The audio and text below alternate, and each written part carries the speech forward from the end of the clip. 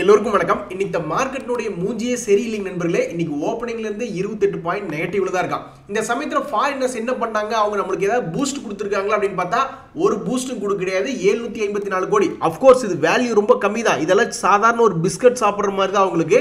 So 754 கோடிக்கு அவங்க செல் பண்ணியிருக்காங்க அப்படின்றது ஒன்றும் பெரிய விஷயம் இல்லை. பட் மொத்தமாக பார்க்கும்போது இந்த பிப்ரவரி மாதத்தில் 14,000 கோடிக்கு விற்றுருக்காங்க. அதனால தான் இன்னைக்கு மார்க்கெட்டில் ஒரு பூஸ்ட் அப்படின்றது கிடைக்கல. சரி, இவன் கிடைக்காட்டி பரவாயில்ல, குளோபல் மார்க்கெட்ஸ்னால் நம்மளுக்கு ஏதாவது கிடைக்குதா அப்படின்னு பார்த்தோம்னா குளோபல் மார்க்கெட்ஸில் முக்கியமாக அமெரிக்கா தான். அவனு ஒன்றும் சரியில்லை. அதனால தான் நம்மளுடைய மார்க்கெட் ரொம்ப ஸ்லோவாக இருக்குது. சரி, மார்க்கெட் ஸ்லோவாக இருந்தாலும் திடீர்னு ஏதாவது ஒரு நியூஸ் மார்க்கெட்டை ஆக்டிவேட் பண்ணி விடுமில்ல, மேலேயோ கீழேயோ அப்படின்ற மாதிரி நீங்கள் நினைக்கலாம். அப்படி ஆக்டிவேட் பண்ணக்கூடிய நியூஸ் நம்மளுக்கு வெட்னஸ்டே இஓடி அல்லது தேர்ஸ்டேல தான் நம்மளுக்கு அந்த அமெரிக்காவுடைய எஃப்ஓஎம்சி மினிட்ஸ் வருது. அதனால் அது வரைக்கும் எந்த விதமான பெரிய நியூஸும் இல்லை. இந்த சமயத்தில் தான் ஷேர் மார்க்கெட்டில் 2 பெரிய ஆளுங்க இருக்காங்க. அவங்கள பற்றி நீங்கள் தெரிஞ்சுக்கணும். அதாவது ஸ்மார்ட் மணி கான்செப்ட் அப்படிம்பாங்க. அவங்க கரெக்டாக அந்த பாயிண்ட் வந்ததுன்னா தான் நாங்கள் என்ட்ரு ஆவோம் அப்படின்ற மாதிரியான ஸ்மார்ட் மணி கான்செப்டில் இருக்கிறவங்களும் பிரேக் அவுட் கான்செப்ட்லும் 2 பேரும் பெரிய ஆளுங்க தான். ஆனால் 2 பேரும் ஆப்போசிட்டான ஆளுங்க. ஸ்மார்ட் மணி கான்செப்டில் கரெக்டாக ஒரு உச்சத்துக்கு வரும்போது ரொம்ப கம்மியான ஸ்டாப் லாஸ் வச்சு அவங்க என்ன பண்ணுவாங்கன்னா செல் பண்ணுவாங்க. அப்படி செல் பண்ணும்போது ஆல்ரெடி ஒரு இடம் ஜெயிச்சிட்டாங்க. இப்போ மறுபடியும் 2வது இடம் அவங்களுக்கு ஒரு ஆப்பர்ச்சுனிட்டி வருது. ஸோ ஒரு 50-100 பாயிண்ட், ஒரு உதாரணத்துக்கு 22,200 அப்படின்ற மாதிரி ஒரு ஸ்டாப் லாஸ் வச்சுக்கிட்டு இங்கே அவங்க செல் போகிறாங்களா அப்படின்றது முக்கியமாக பார்க்க வேண்டியதாக இருக்குது. அதே மாதிரி பிரேக் அவுட் கான்செப்டில் வாங்குறவங்க அவங்க அப்படியே ஸ்மார்ட் மணி கான்செப்டுக்கு ஆப்போசிட்டான ஆளுங்க. அவங்க என்ன பண்ணுவாங்கன்னா, சரி எப்படி பார்த்தாலும் இதனுடைய ப்ரீவியஸ் ஹையை ஒரு தடவை ஃப்ளாஷில் அடித்து காமிச்சிருக்கான், அப்போ நம்ம இந்த இடத்துல வாங்கிக்கலாம் அப்படின்னு சொல்லி இந்த இடத்துல வாங்கியிருப்பாங்க. மேபி க்ளோசிங் பேசிஸில் வாங்குவாங்க. பட் இருந்தாலும் நான் இப்போ சொல்கிறேன். ஸோ இந்த இடத்துல அவங்க வாங்கிக்கிட்டு அந்த ப்ரீவியஸ் பார்னுடைய லோவை ஸ்டாப்பாக போட்டிருப்பாங்க. அப்போ அவங்க ஸ்டாப்பாக போட்டிருக்கிறது எப்போ அப்படின்னு பார்த்தீங்கன்னா ஆல்மோஸ்ட் 21,970. மவனே, இந்த 2 பாயிண்ட்டுக்கு மேலே எங்கேயாவது ஒரு பக்கம் பிரேக் அவுட் ஆகிட்டு அப்புறம் பாரி இருக்குது அப்படின்னு சில பேர் சொல்லுவாங்க இல்லையா, அந்த மாதிரி தான் என்னை பொறுத்த வரைக்கும் இந்த புதன் அல்லது வியாழன் வரைக்கும் மார்க்கெட் இந்த பாயிண்ட்டுக்குள்ளேயே விளையாண்டுக்கிட்டு ஏதாவது ஒரு சைடு பிரேக் அவுட்டோ அல்லது பிரேக் டவுனோ ஆகும் பொழுது ஒரு வயலண்ட்டாக இருக்கும் மூவ்மெண்ட் அப்படின்றது என்னுடைய கருத்து. ஸோ நான் ரொம்ப ஆவலாக இருக்கேன். ஸ்மார்ட் மணி கான்செப்டில் இருக்கிறவங்க ஜெயிக்க போகிறாங்களா இல்லை பிரேக் அவுட் கான்செப்டில் என்ட்ரு ஆகிறவங்க ஜெயிக்க போகிறாங்களா அப்படின்ட்டு. நண்பர்களே, சைனாவுடைய சென்ட்ரல் பேங்க், அதாவது பீப்புள்ஸ் பேங்க் ஆஃப் சைனா, அவங்க எடுத்த டெசிஷனால அவங்களுக்கும் பிரயோஜனம் இல்லை, உலக மார்க்கெட்டுகளுக்கும் பிரயோஜனம் இல்லை. ஆனால் அமெரிக்கா இந்த மாதிரி தான் ஒரு டெசிஷன் எடுக்க போகிறேன் அப்படின்னு சொல்கிறாங்க. அதுக்கே ஏகப்பட்ட ஐடி கம்பெனிகளை டபுள் பண்ணி விட்டாங்க. அப்போ உண்மையிலேயே இப்படி நடந்ததுன்னா என்னன்னு யோசிச்சு பாருங்க. அதாவது சைனா என்ன பண்ணியிருக்கு அப்படின்னா, அவங்களுடைய எக்கனாமிக், அவங்களுடைய பொருளாதாரம் ரொம்ப நலிவடைஞ்ச நிலையில் இருக்கு. அதனால பொருளாதாரத்துக்குள்ள பணத்தை விடுவோம் அப்படின்னு சொல்லிட்டு வட்டிக்கு விடக்கூடிய ஒரு லெண்டிங் ரேட்டை கம்மி பண்ணியிருக்காங்க. இதே வேலையை அமெரிக்கா பண்ணியிருந்தா அவனு சந்தோஷமா ஒரு 4-5% ஏறி உலக மார்க்கெட்லேயும் 4-5% சந்தோஷமா வச்சிருப்பான். பட் இந்த ஹேங்சங் ஆகட்டும் சைனா ஆகட்டும் 2 பேருமே கும்பா குட்டிகளாக தான் இருக்கானு. இப்போ ஆஹா, முதல்ல இந்த வைபர் ஸ்டீல் வச்சிருக்கிறவங்க உங்களுக்கு நீங்க பார்ட்டி பண்ணிக்கலாம். என்ன காரணம் அப்படின்னு பார்த்தீங்கன்னா, இந்த வைபர் ஸ்டீல் அப்படின்றது 200% கிரே மார்க்கெட் பிரீமியத்தில் சாதாரணமாக 92% தான் கெயின் கிடைக்கும் அப்படின்ற மாதிரியான ஒரு எண்ணம். ஆனால் 10 நாளுக்குள்ள உங்களுடைய பணம் 1 லட்ச ரூபாய்க்கு உங்களுக்கு ஐபி அப்ளை பண்ணி கிடைச்சிருக்குமான்றது டவுட் தான். ஒருவேளை கிடைச்சிருந்ததுன்னா அந்த 1 லட்ச ரூபா பணம் அப்படின்றது இப்போ 3 லட்ச ரூபாய் மாறி இருக்கும் 10 நாளில். எங்கேங்க இப்படி பணம் கிடைக்கும்? நானெல்லாம் இது போன்ற ஸ்டாக்குகள் முதல்ல எனக்கு கிடைக்காது, அப்ளை பண்ணாலும் கிடைக்க போகிறதில்ல. பட் ஒருவேளை கிடைச்சிருக்கு அப்படின்னா அதில் கொஞ்சோண்டு ஷேர் இந்த நேரத்தில் விற்று விட்ருவேன். ஏன் அப்படின்னா அது பிஇ கேட்டகரியில் இருக்கா, திடீர்னு எங்கேயாவது லோயர் ஃப்ரீஸ் ஆகிட்டேன்னா என்ன பண்ணுறது அப்படின்றது தெரியாது. அதனால் டிமேட்டில் எனக்கு இருந்ததுன்னா நான் கொஞ்சோண்டு விற்று விடுவேன். நண்பர்களே, பொதுவாக ஒரு நல்ல டிவிடெண்ட் நியூஸ் வந்துச்சுன்னா ஸ்டாக் அந்த டிவிடெண்ட் கொடுக்குற வரைக்கும் ஏறி அன்னைக்கு தான் இறங்கும். ஆனால் இந்த கோல் இண்டியா அப்படின்றது பார்த்தீங்கன்னா அவன் இன்னைக்கு தான் டிவிடெண்ட் கொடுக்குறான், இன்னைக்கு தான் ரெக்கார்ட் டேட். அதனால இன்னைக்கு இறங்கினா தப்பு கிடையாது. ஆனால் கடந்த 5 நாட்கள் எடுத்து பார்க்கும்போது 2 நாளில் ஆல்மோஸ்ட் 10% பக்கம் இறங்கிட்டான். ஸோ இந்த சமயத்தில் என்னை பொறுத்த வரைக்கும் இது ஒரு நல்ல டிவிடெண்ட் கொடுக்கக்கூடிய பங்கு. அடுத்தது இவனுடைய அட்ராக்டிவ் ரேட் எங்கே இருக்குது அப்படின்னா, என்னை பொறுத்த வரைக்கும் இம்மீடியட்டாக இங்கேயே இல்லை, ஒரு 390 ரேஞ்சுக்கு 380க்கு வந்ததுன்னா தான் என்னை பொறுத்த வரைக்கும் இது ஒரு அட்ராக்டிவான பை லெவலாக நான் பார்க்குறேன். நண்பர்களே, நிறைய சுகர் ஸ்டாக்ஸ் இந்த இஐடி பேரி பாருங்க, அவன் இன்னைக்கு ஒரு 6% ஏறி இருக்கான். அதே மாதிரி ஸ்ரீ ரேணுகா சுகர் ஒரு 4% ஏறி இருக்கான். So sugar type of sector வச்சிருந்தே அது லாபத்துக்கு வந்திருந்ததுன்னா உங்களுக்கு மேபி இன்னைக்கு ரொம்ப சந்தோஷமான நாள். ஸோ இந்த பொதுவாகவே சுகர் ஸ்டாக்ஸ் பார்த்தீங்கன்னா அவனுடைய அப்போர்டு மொமெண்டம் கண்டினியூ ஆச்சுன்னா ஒரு 4-5 நாள் ஏறுவான்.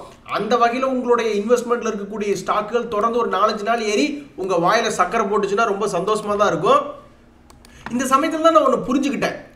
குருவி உட்கோர பனங்காய் விழுந்த கதையை நம்ம ஏதாவது ஒன்று பண்ண போகல அதில் நம்மளுக்கு காற்று அடிக்குது அப்படின்னு வச்சுங்களேன், ஒரு லக் அடிக்குதுன்னா உண்மையிலேயே ரொம்ப சந்தோஷமா இருக்கும். இப்போ ஒரு சாம்பிள் இன்ஃபர்மேஷன் காட்டுற பாருங்க. தீபக் ஃபெர்டிலைசர் அப்படின்ற ஒரு கம்பெனி. சரி, ஓகே, இவன் வந்து ஒரு சப்போர்ட்ல வந்து உழுகிற மாதிரி இருக்கான். ஒருவேளை இங்கிருந்து மேல் நோக்கி ஏறினா ஒரு 620 ஒரு ஷேருக்கு ஒரு 100 ரூபாய் ஏறினா கூட சந்தோஷமா இருக்கும் அப்படின்ற மாதிரி தான் நான் நினைச்சுக்கிட்டு என்ன பண்ணிக்கிட்டு இருந்தேன். ஒரு சாம்பிள் இன்ஃபர்மேஷன்ல இதை எடுத்து பார்த்தா என்ன அப்படின்ற மாதிரி யோசிச்சுட்டு இருந்தேன். அப்படி கடைசியில் பார்த்தா இன்னைக்கு அவன் தான் ஒரு 7 இவன் தான் இன்னைக்கு ஆக்சுவலாக டாப்ல இருந்தா திடீர்னு வேற எவனோ டாப்புக்கு வந்துட்டாங்க. சரி பரவாயில்ல. இந்த தீபக் ஃபெர்ட் அப்படின்ற ஷேர் வந்து இன்னைக்கு ஒரே நாள்ல எடுத்து ஒரு நாள் தான் ஆச்சு. ஆனால் அந்த ஒரே நாள்ல 7% உண்மையிலேயே நான் இதை லக்கா தான் பார்க்குறேன். ஒரு சப்போர்ட்ல இருந்து டபக்குன்னு ஒரு 7% ஏறிட்டான். ஆனால் உண்மைக்கு அவன் ஏறினதுக்கு என்ன ஒரு காரணம்னா அவன் வந்து எல்என்ஜி வாங்கணும் அப்படின்றதுக்காக ஒரு லாங் டேர்ம் அக்ரிமெண்ட் போட்டான். ஸோ அப்போ அவனுக்கு தேவையான மெட்டீரியல் வந்து ரொம்ப லாங் டேர்ம்ல தங்கு தடை இல்லாமல் கிடைக்க போகுது அப்படின்ற ஒரு நியூஸ் வந்த காரணத்தினால தான் இன்னைக்கு ஏறினான். பட் இருந்தாலும் அந்த ரெண்டு கோயின்சிட் ஆயிடுச்சு. அந்த நியூஸும் கோயின்சிட் ஆயிடுச்சு. அந்த சப்போர்ட் நீங்களும் இந்த மாதிரியான ஒரு ஸ்டாக்கை பார்த்து எடுத்தீங்கன்னா தான் பெஸ்ட். ஒரு ஸ்டாக்கும் சப்போர்ட்ல இருக்கணும், ஒரு பாசிட்டிவ் நியூஸும் வருது, அப்படி மார்க்கெட் அதுக்கு பாசிட்டிவா ரியாக்ட் பண்ணுதுன்னா உடனே நம்மளுக்கு பணம் கிடைக்கக்கூடிய வாய்ப்பு இருக்கிறதா நான் பார்க்குறேன். நண்பர்களே, இன்னைக்கு ஷேர் மார்க்கெட்டில் மீடியாக்களில் டிஸ்கஸ் பண்ணுறது என்னன்னு பார்த்தோம்னா இந்த சன் ஃபார்மா, கொச்சின் ஷேர், கிரேசிம்னு ரொம்ப ஸ்டாண்டர்டான கம்பெனிகளை டிசைட் பண்ணி டிஸ்கஸ் பண்ணிருக்காங்க. அப்படின்னு என்ன அர்த்தம்னா ஷேர் மார்க்கெட்டில் கொஞ்சம் மூவ்மெண்ட் கம்மியாக எக்ஸ்பெக்ட் பண்ணுறாங்க அப்படின்றத என்னுடைய புரிதல். நண்பர்களே, உங்களுக்கு ஞாபகம் இருக்கா இந்த ஜிஎம்ஆர் இன்ஃப்ரான்னு ஒரு இவனை நம்ம பார்த்துக்கிட்டு இருந்ததெல்லாம் ஒரு காலத்தில் 58 ரூபாயில பார்த்துட்டு இருந்தோம். அதுக்கப்புறம் இவன் மேலே ஏறி வந்துட்டான். மறுபடியும் இவனை எப்போ பார்த்தது எனக்கு ஞாபகம்னா ஏதோ ஒரு குரூப் போய் 73 ரூபாய்க்கு வாங்குச்சு. அப்போ பிரேக் அவுட் ஆகுது. மேபி இவன் 100 ரூபாய்க்கு வரலாம் அப்படின்ற மாதிரி நம்ம யோசிச்சுக்கிட்டு இருந்தோம். இவன் பாருங்க 93 ரூபா வந்துட்டான். கமான் 100 ரூபாய் தொடு, அப்போதான் எங்களுக்கு பெருமையா இருக்கும் அப்படின்னு நம்ம இவனை கெஞ்சி கேட்டுக்கிறோம். ஸ்டாக்குகளே இல்லைங்க நண்பர்களே. நானும் 100 ரூபாய் போய் தொடக்கூடிய பங்குகளை பற்றி டிஸ்கஸ் பண்ணோம் அப்படின்னா நம்ம டிஸ்கஸ் பண்ண ஏகப்பட்ட பங்கு போய் 100 ரூபாய் தொட்டுட்டான்.